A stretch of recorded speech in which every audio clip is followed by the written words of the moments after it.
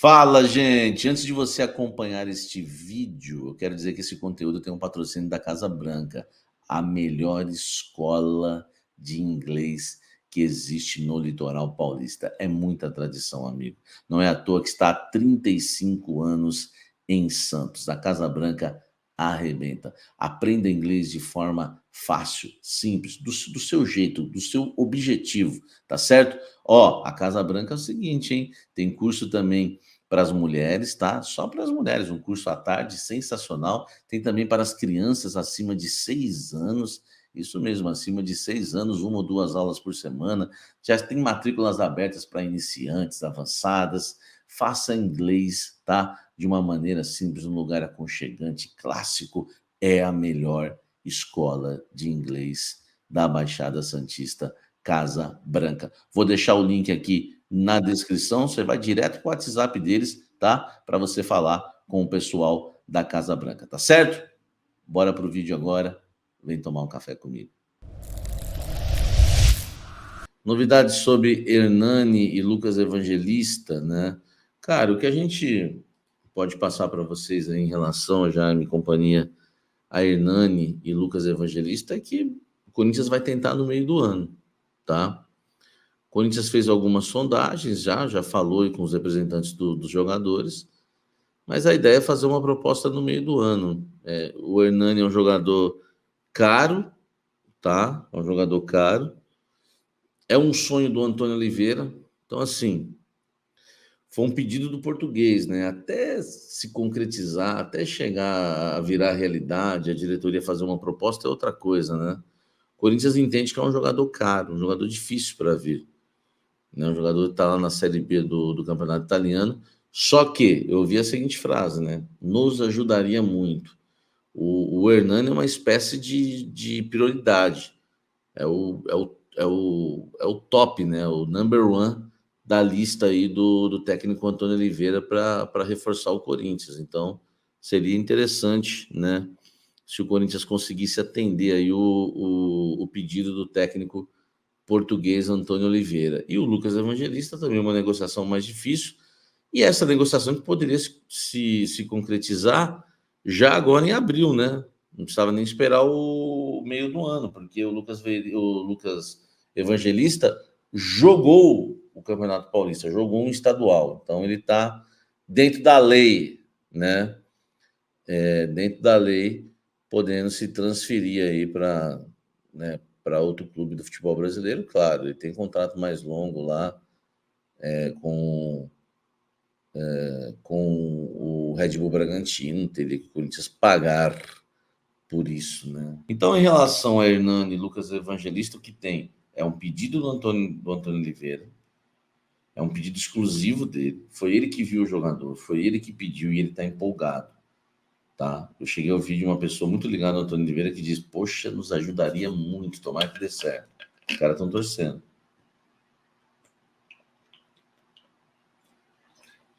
Vamos ver. Vamos ver se vai dar certo ou não essas duas contratações. O Kaique deu uma esfriada. Por quê? Porque era aquilo que eu falei, né? O Corinthians nunca abriu negociação com o Kaique. O Corinthians fez uma consulta. O moleque ficou interessado. O moleque não, né? Já tem 28 anos. O jogador ficou interessado em jogar no Corinthians. Só que o Corinthians considera caro, né? Um jogador caro. O Corinthians fez a consulta lá para o Juventude e descobriu que são mais de 10 milhões de reais. Agora, o Corinthians precisa também entender que se você vai contratar um jogador de Série A hoje, esse é o preço no mínimo, entendeu? Porque o Juventude está na Série A do Campeonato Brasileiro. Então, o Corinthians não precisa se assustar com o preço do Kaique, porque, velho, é o que vale realmente, né? Não sei se é o que vale.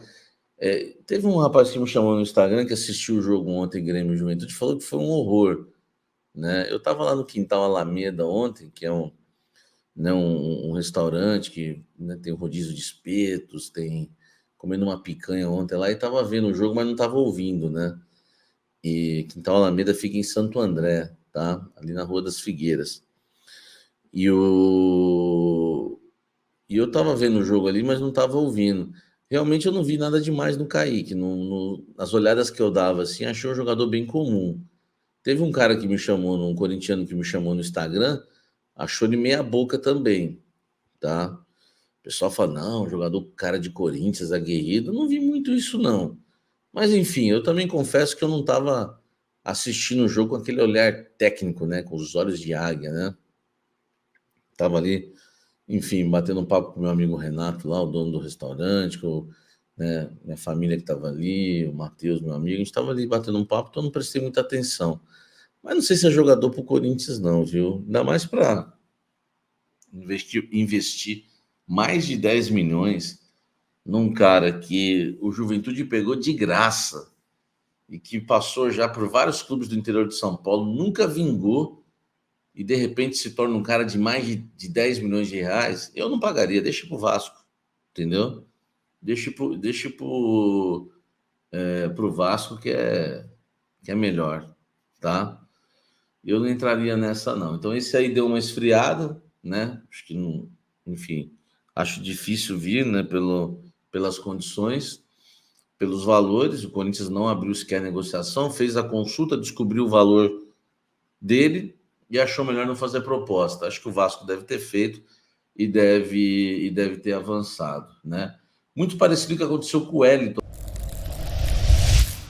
O Corinthians joga na próxima terça-feira, segunda rodada, né, da fase de grupos da Copa Sul-Americana. É um jogo importante, né, para o Corinthians. O técnico Antônio Oliveira não deu folga no final de semana, claro, o jogo é na terça-feira.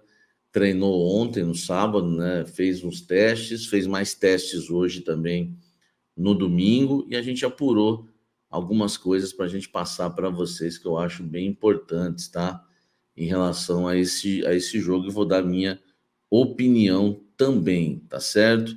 A gente vai compartilhar na tela o time do Corinthians que vai entrar em campo, né, contra o Racing do Paraguai.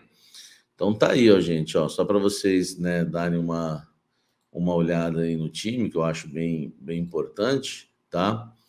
Acho bem importante aí para vocês colocar aí a maneira, né? Fala, Samir, tem campinho hoje? O que você acha para o próximo jogo? O campinho vocês pediram, já está na tela, meu amigo. Já está na tela o campinho aí para a gente falar desse jogo, tá? Corinthians deve ir a campo com essa escalação aí que vocês estão vendo. Cássio, Fagner, Félix Torres, Gustavo Henrique e Hugo.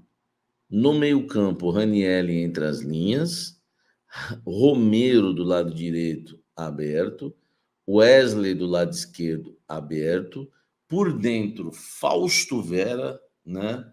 Exausto Vera e Rodrigo Garro, lá na frente, Yuri Alberto. Foram duas mexidas no time titular, tá?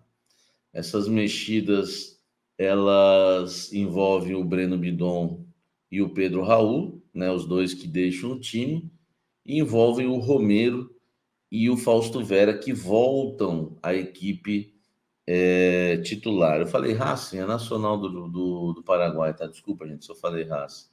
Nacional do Paraguai nessa terça-feira. O Racing já foi, tá? Aí essas mexidas, né? Que essas são as mexidas que o Antônio Oliveira fez. E o que eu apurei? Eu fui apurar para vocês onde jogou o Romero, porque quando sai a informação de que houve mudanças na equipe titular, eu fiquei na dúvida, né? A interrogação já que me veio à mente era onde entrou o Romero, né? Porque o Romero poderia ter entrado no de centroavante. É bom lembrar que contra o Racing do Uruguai, quando o Romero entra no decorrer da partida, ele entra de centroavante, ele entra para jogar de centroavante, e o Yuri Alberto é mantido na direita, tá? O time que tem jogado muito aí no 4-1-4-1, né, do técnico Antônio Oliveira. O Romero entrou para jogar na direita e o Yuri Alberto aqui, ó. O Yuri Alberto, não tem problema ele não jogar de centroavante, até porque eu acho que nem centroavante ele é. O Yuri Alberto, nós chegamos num ponto, tá? Deixa eu colocar o time que vai entrar em campo, porque o Romero... Formação do café do setorista, tá, gente? Formação do café do setorista é que o Romero treinou pelos lados e o Yuri Alberto voltou a ser centroavante, tá? Essa é uma informação importante na temperatura certa aí para vocês. Peço para vocês deixarem o like e compartilharem, tá? Esse Café da Fiel, até para o torcedor saber que está rolando, né, um Café da Fiel nesse momento. Olha só, o Romero pelos lados, ele não me agrada muito. Só que o Yuri Alberto no 4-1-4-1 também não me agrada. Eu acho que o Antônio Oliveira, tudo bem, o adversário amanhã não é muito parâmetro, amanhã é uma obrigação vencer. Mas o que eu penso em relação ao time do técnico Antônio Oliveira, que ele vai ter que mexer no time, tá? Ele vai ter que começar a mexer nesse time do Corinthians, que eu acho importante, porque o técnico Antônio Oliveira, ele tá muito naquela de fazer o time jogar no esquema dele, tá? Eu acho que às vezes, né, no futebol, você tem que se adaptar ao elenco que você tem. Então, acho isso importante para o técnico corintiano ficar atento. A mudança no esquema, ela se faz necessário.